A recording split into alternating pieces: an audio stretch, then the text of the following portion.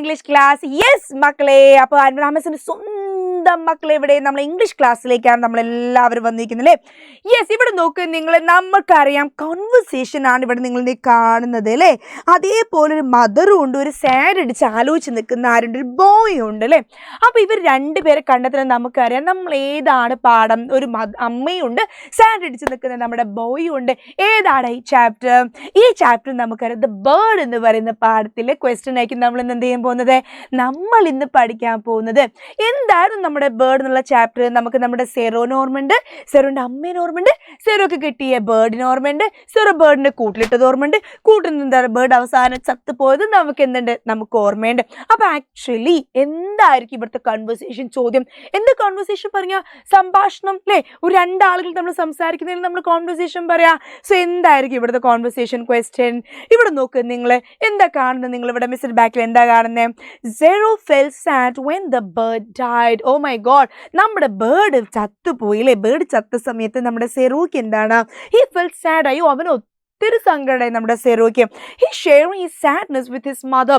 അവൻ എന്താ ചെയ്യുന്നത്? അവൻ ആക്ച്വലി വന്നിട്ട് എന്ത് ചെയ്യാണ്? He sharing his sadness. അവൻ അവൻ്റെ ദുഃഖം, സങ്കടം എന്ത് ചെയ്യാണ്? അവൻ അവൻ്റെ അമ്മേൻ്റെ അടുത്ത് പോയിട്ട് പറയാണ്, അമ്മയെ എനിക്കത് ഒത്തിരി വിഷമായില്ലേ?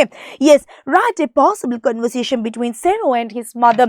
സെറോയും അവൻ്റെ അമ്മയും തമ്മിലുള്ള എന്താണ് പോസിബിൾ ആയിട്ടുള്ളൊരു കൺവെർസേഷൻ എന്ത് ചെയ്യണം, അവിടെ നമ്മൾ എഴുതണം.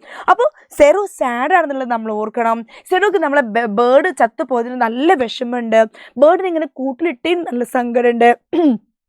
അമ്മ വന്നിട്ട് അവൻ എന്ത് ചെയ്യാണ്, ആശ്വസിപ്പിക്കുക അല്ലേ? ഇതൊക്കെ നമ്മൾ ഓർക്കണ്ടേ?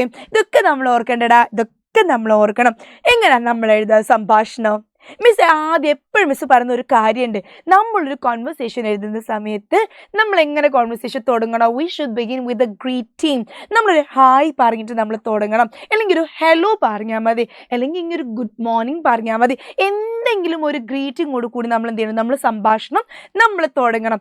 എപ്പോഴും മിസ് എന്താ പറയാറ്? ഏറ്റവും എളുപ്പം ഹായിൽ തുടങ്ങിയാൽ മതി. ഓക്കെ, ഇവിടെ നോക്ക് നിങ്ങൾ, മിസ് എഴുതിയ മദർ പറയാണ് ഹായ് സെറോ. അപ്പൊ സെറോ പറയാണ് ഹായ് മദർ.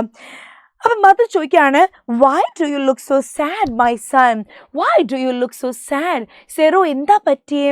എന്താ മുഖത്ത് ഇത്ര സങ്കടം, എന്തെത്ര വിഷമിച്ചിരിക്കുന്നേ? അപ്പൊ സെറോ പറയാണ് I feel sad for that bird, it is tied because of my mistake. I feel sad for that bird. I feel sad പറഞ്ഞത് അമ്മ എനിക്ക് ഒത്തിരി സങ്കടമുണ്ട്, കാരണം ആ ബേർഡ് ചത്തുപോയി. ആ ബേർഡ് എങ്ങനെയാ ചത്തത്? ഞാൻ കാരണമാണോ ആ ബേർഡ് ചത്തത് അല്ലേ? ഞാൻ കാരണമാണ് ആ ബേർഡ് എന്ത് ചെയ്തത്, അത് ചത്തുപോയത്. അപ്പം എന്താണ്, എനിക്ക് ഭയങ്കര സങ്കടം അത് ആലോചിക്കുമ്പോൾ. അപ്പം അമ്മ പറയാണ് ഓക്കെ ദാറ്റ്സ് ഫൈൻ, ഏയ് സാരമില്ല, that's fine, you feel sorry four that bird. നിനക്ക് സങ്കടമില്ലേ ആ ബേർഡ് ചത്തുപോയതിൽ? യു റിയലൈസ്ഡ് യു എന്ന് പറഞ്ഞാൽ എന്താ? നീ. റിയലൈസ്ഡ് എന്ന് പറഞ്ഞാൽ എന്താടാ? റിയലൈസ്ഡ് എന്ന് പറഞ്ഞാൽ നീ തിരിച്ചറിഞ്ഞു. സോ യു റിയലൈസ്ഡ്, നീ തിരിച്ചറിഞ്ഞു അല്ലേ? യാ മിസ്റ്റേക്ക്, നീ നിന്റെ തെറ്റ് നിനക്ക് മനസ്സിലായില്ലേ? മോനെ, നിനക്ക് നിന്റെ തെറ്റ് മനസ്സിലായില്ലേ? മോൻക്ക് മോൻ്റെ തെറ്റ് മനസ്സിലായില്ലേ? അത് തന്നെ എന്താണ്, മതി. നോക്കിയേ, ഹിയർ ആഫ്റ്റർ എന്ന് പറഞ്ഞാൽ എന്താടാ? എന്താ ഹിയർ ആഫ്റ്റർ പറഞ്ഞാൽ? ഹിയർ ആഫ്റ്റർ പറഞ്ഞാൽ ഇതിന് ശേഷം.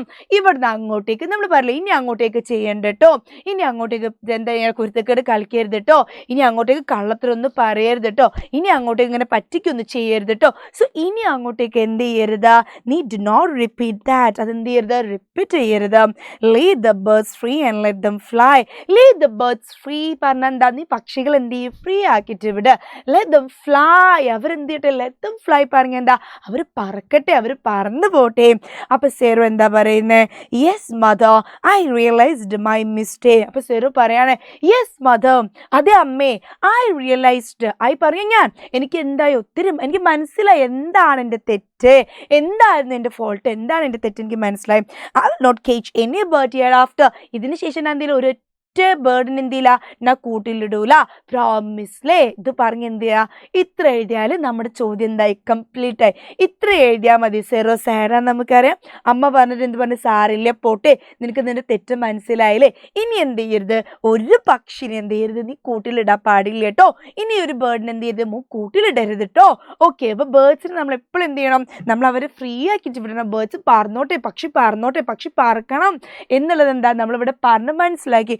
ഇത്ര എഴുതി എന്തായി, നിങ്ങളുടെ ഉത്തരം എന്തായി? ശരിയായി. അപ്പോൾ ഇത് പഠിച്ചില്ലേ? ഈ ഒരു ഉത്തരം പഠിച്ചില്ലേ? ഇനി എന്ത് ചെയ്യുക? എക്സാമിലേക്ക് നല്ലോണം ഇത് എന്ത് ചെയ്യുക? ശരിക്കും ഇരുന്ന് പഠിക്കുക കേട്ടോ. ഓക്കെ അല്ലേ? Thank you so much.